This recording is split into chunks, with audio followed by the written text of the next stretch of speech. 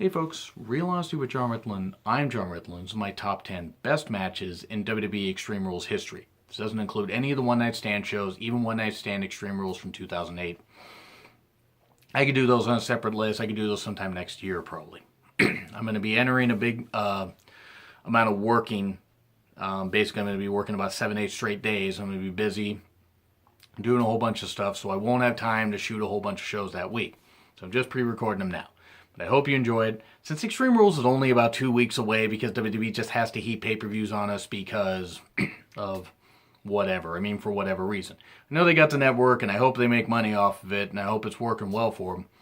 But it's kind of getting overkill with WWE. But, that being said, figured I'd reflect on some of the other editions of Extreme Rules from last year all the way back to the first one.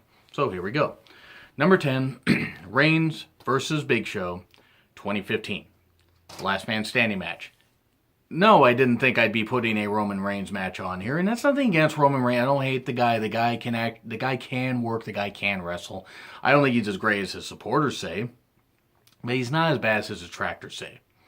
And any of you guys that still feel that the guy needs to go kill himself, guys, he's a wrestler. He's a guy playing a character. Leave him alone. But I didn't think the Reigns versus Big Show was going to be all that good. I didn't think the hype was all that good. I'm like, okay, he's going from the WrestleMania main event down to a match with the Big Show. Turned out to actually be a really good match, a good build. A couple spears, including a spear through the announcer's table, which, of course, the announcer's table. It was good. It was good. It was well paced. It was well done. It was a good match. Reigns got the win, and Reigns had to get the win here after losing at WrestleMania 31, the main event, after getting pinned by Seth Rollins. He had to win here. Big Show's a perfect opponent. Didn't think the match was going to be that good. Turned out to be one of the best matches in Extreme Rules pay-per-view history. Now we go number 9. Daniel Bryan versus Sheamus. 2 out of 3 falls match at the 2012 Extreme Rules pay-per-view. And my God, this was good. This was the match we should have gotten at WrestleMania 28. Very fun, very enjoyable. Great stuff. Daniel Bryan getting himself disqualified and then taking out Sheamus, in the second fall, basically damaging his arm and all that. Of course, Sheamus got the win, but Daniel Bryan turned a lot of people, around on him at that point. I mean, even though he was getting yes, no chance, yes, no chance. I mean, Chicago's a funny city like that. It was damn good. It was damn good. It was a well done match, and they tried their best to establish Sheamus as a babyface. It didn't work, but it was good, and it was very, very enjoyable. Now, and sadly, the sole Daniel Bryan match is going to be on the show, but because his match, I almost put his match with Kane on here instead, and then I remember his match with Sheamus was a lot better. Match with Kane was still good though. Then we go, number 8, Jeff versus Edge. Ladder match for the World Heavyweight Championship 2009. Very good. Very good stuff. They told more of a story with the impact of the spots. Because these guys have fallen off of ladders and done all these crazy spots in the TLC matches years before. Now that they were more established singles performers. And Jeff was, going for the world title. And Edge was being the, massive heel. Could he do it? Could he do it? And, could he, just turn back the challenge at Jeff? Well, Jeff was finally able to achieve his dream after doing that, after winning the WWE Championship earlier. He was, earlier in the year, actually in 2008.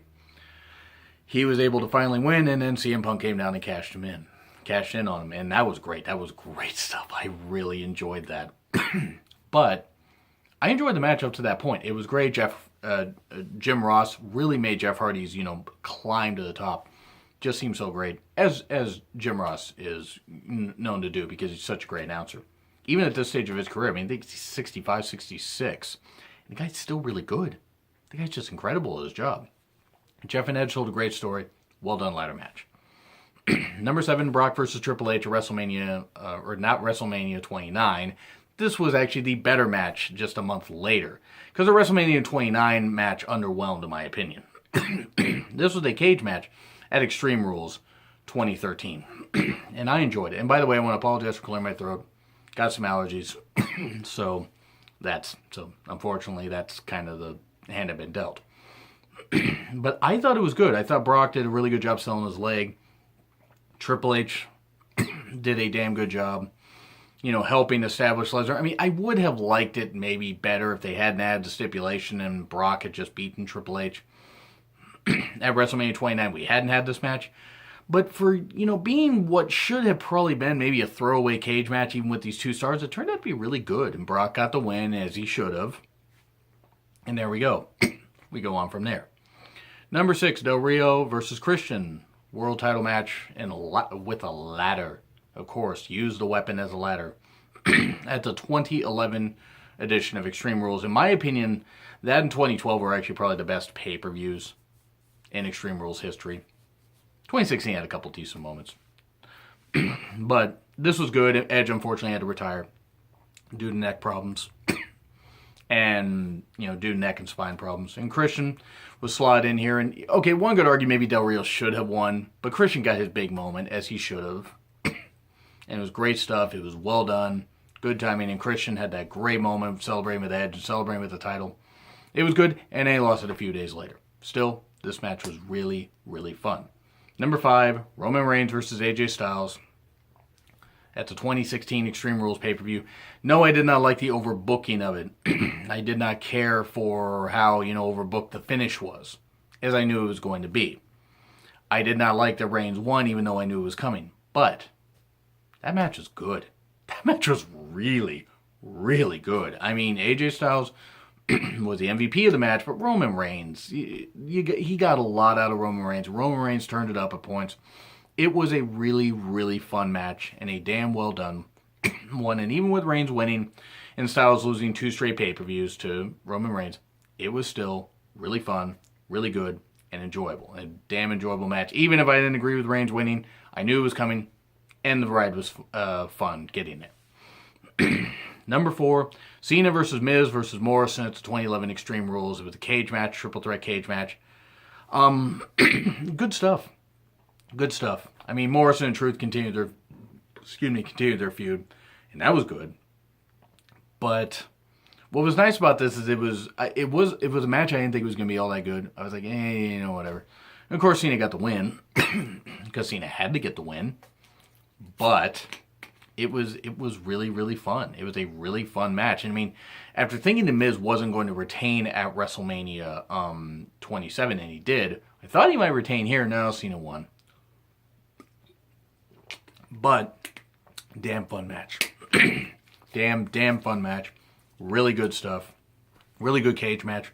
A lot of good cage matches on this countdown. But very fun, very enjoyable, and all the guys gave solid efforts. It was probably one of the highest moments that Morrison had in his career. Literally, because he did a spot off the cage, and that was pretty dangerous. But very fun. Very fun main event. And then we go Shield versus Evolution. Extreme Rules match, 24 from 2014 Extreme Rules pay-per-view. Great stuff. The Shield versus Evolution feud is often forgotten about as being really fun. Really fun. Really good. Really, really good stuff. Rollins, of course, doing his dive. And a lot of stuff, had ... dive. Thank you, Randy Orton. But I loved it. I thought the match was great.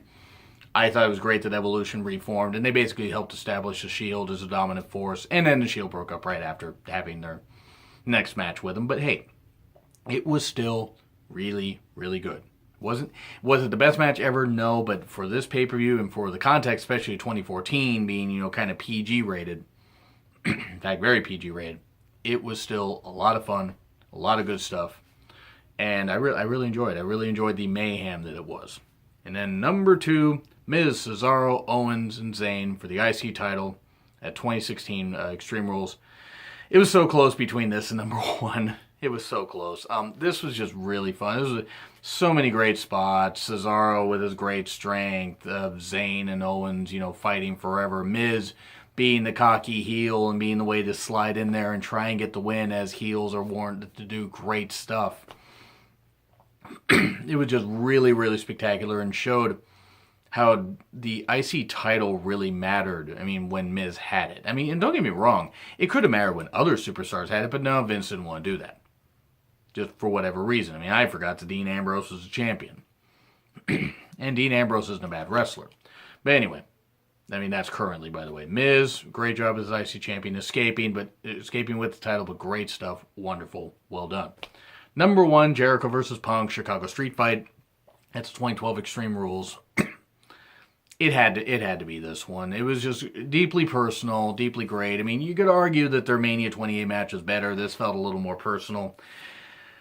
And Punk's family got involved. Well, his family, the people he considers his family, not blood family, but the people that helped raise him and the people that he stayed with and everything. Watch his documentary to get the whole story on him. But this was good. This was really good. It was a lot of good weapon spots, a lot of cool spots. They really came to play, came to fight. The Chicago crowd was all hot, especially for their hometown boy.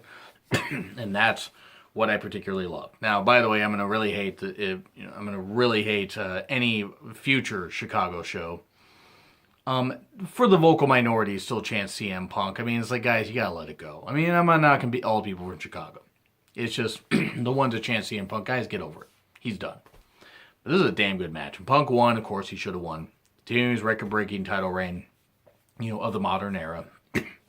And that's going to end my 10 best matches in WWE Extreme Rules history. Do you agree? Do you disagree? Like, share, comment, subscribe. Twitter link is in the description. It's been Real Honesty with John Ritlin. I'm John Ritlin. I'll see you soon.